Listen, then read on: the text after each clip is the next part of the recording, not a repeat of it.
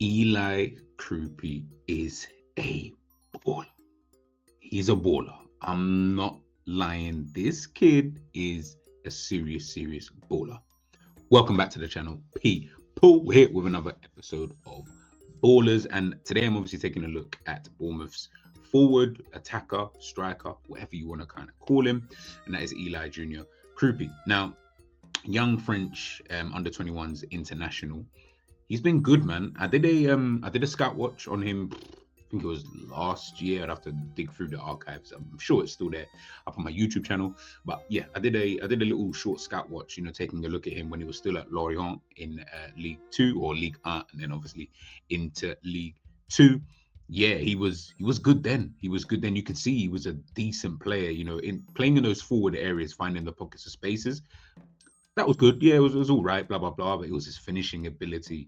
It was the fact that he had the knack, he had the eye for a goal. That's what I liked the most about him. I didn't really think anything else, because, there's so many youngsters that you kind of look at. There's so many players that you look at, all across Europe, all across the world. There's only so much time that I can keep focused on one player or one set of individuals from this area, from that area. So he was kind of someone that I wouldn't say forgotten about, but it was like, oh, okay, cool. Then I heard obviously Bournemouth after him. Thought, oh, all right, cool. Do you know what I mean? Bournemouth, obviously, with them finishing, having a good season last season, I thought, oh, getting in someone like him, I didn't think he's going to get that many minutes. Now, obviously, they had bought him, I think, back in January and then loaned him, or was it at the beginning of the season? Again, let me know in the comment section. Can't really remember. My memory is very bad.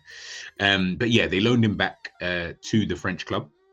And obviously stayed there for the remainder of the season, and then obviously joining Bournemouth this summer. And again, I'll be honest, I mean, we'll look at his stats and stuff like that anyway, but didn't think he would start that many games, which he hasn't started that many games anyway, but did not think he would have the impact that he is having at this current moment in time. I really didn't think that. But to be fair, I didn't think Bournemouth would be this good. Do you know what I mean? I didn't think Bournemouth would have the start of the season that they've kind of had already, picking up this amount of victories, flying high in the Premier League. I know it's only game week 9, but ultimately they're doing their job. They're doing, what it is that they kind of need to do. And listen, man, I mean, I've seen the stat already. They're talking about, Kroupi is I think he's the youngest player. Oh, no, he's the player with the most goals. It's either goals or goal involvement, but I'm going to go with goals. He's got 27 there. You can see 23 last season for the French club, and that's in 32 games. He's got 4 in 3 this season so far for Bournemouth. And again, I'm talking about a player who, isn't starting that many games. I'm talking about a guy who isn't, you know what I mean? He's coming off the bench for the majority of his time here under Iraola. And again, that makes sense. Obviously, he's a young player. This is his first time in the league and stuff like that. So it's not even that's even a bad thing. But yeah, honestly, man, he's a baller, man. He's a baller. His finishing ability, his striking ability is really good. And we'll take a look here. So you guys can obviously see that, or hopefully you guys can see that on your screens. And yeah, I mean, look, 6 games played. He's only started 2 of them. He's come off the bench in the other 4. Do you know what I mean? Like, this isn't a guy 29 minutes per game. You can see the heat map, 172 minutes that he's actually played. Do you know what I mean? This season. So, you're looking.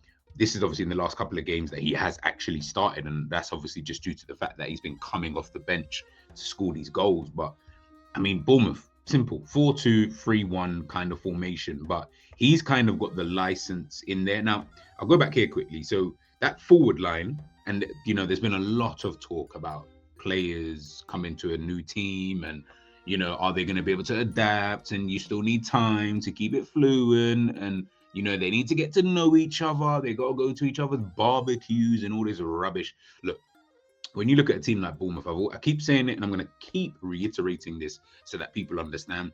When you've got a style, when you have an identity, that will always remain. The players, if they are the right players for your team, you'll get what you're getting with Bournemouth. You'll get what you're getting, with Sunderland. You'll get this. You'll get the fluidity of the team in a general sense. Forget even the forward line, just the fluidity of the team. You'll get that. You'll have zero problem with that. Do you get what I'm saying? If they're the right players. Obviously, if they're not necessarily the right players, and maybe some players, of course, like any team, in sport, you're going to need time to maybe just adjust to maybe what the manager's asking, especially if it's kind of far removed from what you're used to doing, then yes, of course. But guess what? The style and identity will always be there. So you'll always have something to build on, and hence why some teams are having so much problem, with all of these kind of things, because the reality is you don't have that in place anyway. So yeah, it's always going to be a little bit of a catch-22. But listen, look, when we're looking at the forward line, obviously at Bournemouth, you've got Tavernier, you've got Cliver, you've got Semenyo, and then obviously you've got Kroupi up top. And again, you're looking here, this is the positioning, the license to be able to roam, to be able to drift out to the left, drift out to the right, play through the middle, drop in if he needs to drop in, swap with Semenyo, swap with a Cliver. It's the constant. I love it. I absolutely I love it when I see teams play like this. I don't care who you are, I don't care what you're doing, but I love it when I see that. Because straight away I'm like, this is going to immediately, to me, and again, just my own personal opinion, but to me, I feel like I'm going to then see good football. Do you know what I mean? Obviously, the quality of said players then going to, okay, fair enough, but Bournemouth got good players anyway, so it really doesn't matter, if we're talking about them specifically. So when we're then looking at this, I'm like, yeah, it's going to be a good team. They're going to play nice football every now and again. Yeah, they're going to lose games. Yes, they're not going to be as good as, Liverpool, Manchester City, Arsenal, and etc. But I don't really expect them to be. Do you know what I mean? I do expect them to have a structure in place in order for them to be able to do what it is that they need to do on the pitch. If it then comes down to quality that beats you, you can take that every day of the week.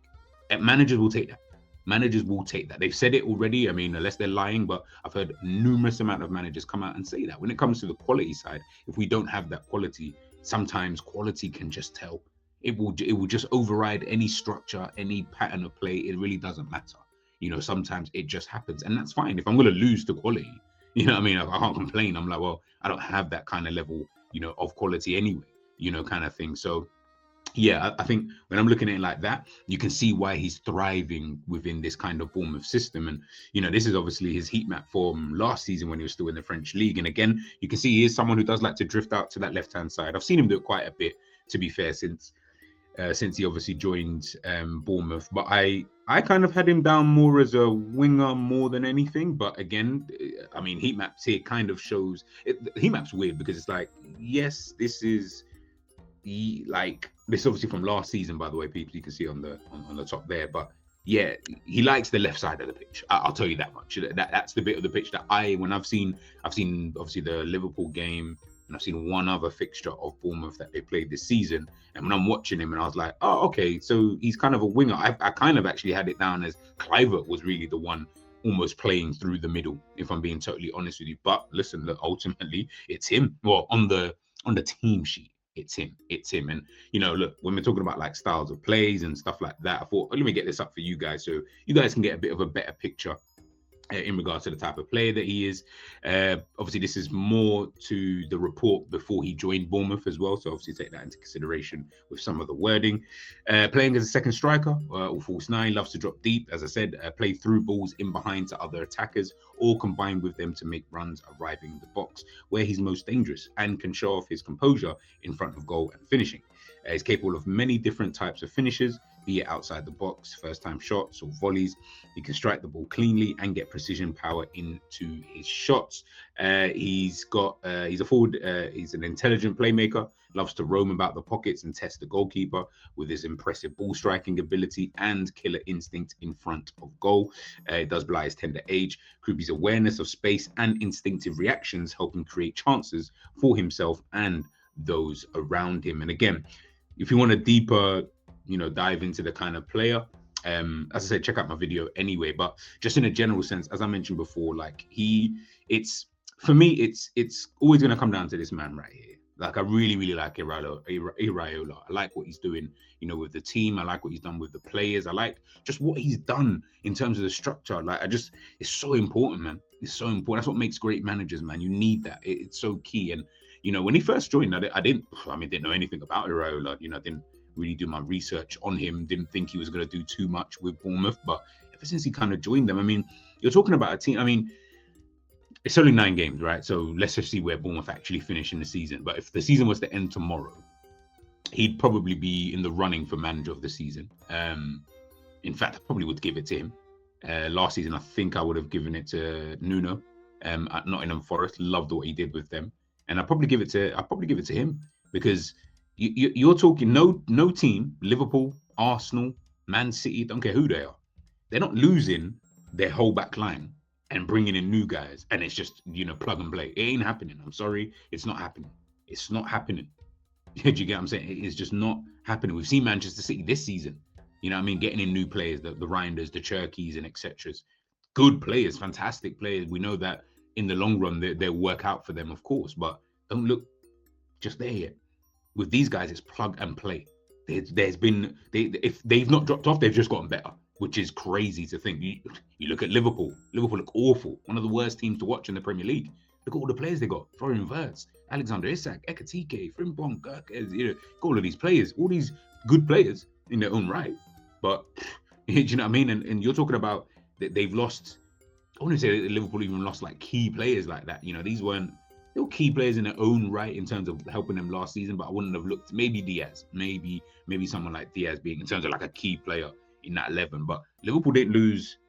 Obviously, they lost Trent as well, but Liverpool didn't lose Robertson, Van Dijk, Kanate, or let's just even just use Trent. They lost Trent, and then the other fullback area they lost Tsimikas. Do you know what I mean? Who wasn't a regular player, kind of thing. So you lost one main starter in your back line, and it looks like it's just gone to absolute shits.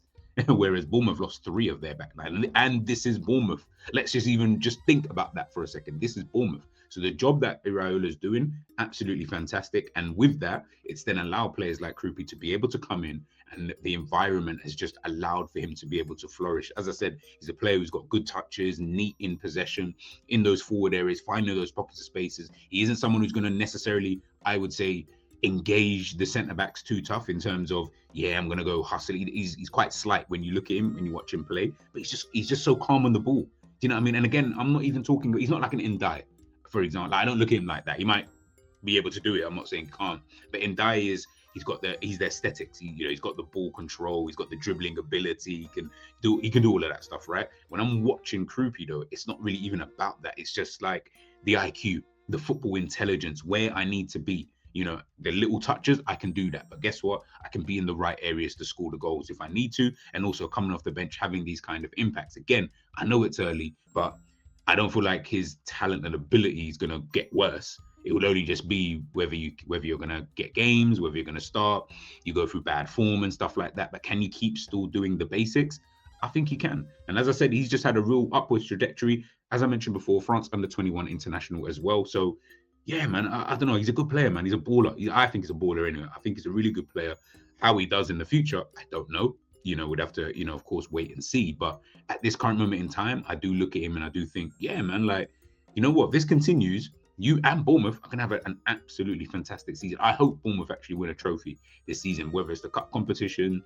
I mean, I don't think they're going to win the league. I'm not going to, get gassed and go that far. But yeah, I would love for them to win a Carabao Cup or an FA Cup. I would really like that. I think a club like Bournemouth, they really do deserve it with everything that they've kind of been doing, coming up into the Premier League, small stadium. Now you've kind of got things working in your favor.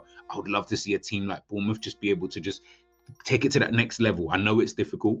I know it is, but it will be really good, to be able to see that. But let me know your thoughts on Eli. Let me know if you guys have been watching him this season. What little bits that you like about him. What do you like about Bournemouth? Do you know what I mean? Do you like the manager? Semenyo? There's so many different players that they've got in that team that have been doing really, really well. So let me know your thoughts in the comment section, people. And I'll catch you real soon. Peace.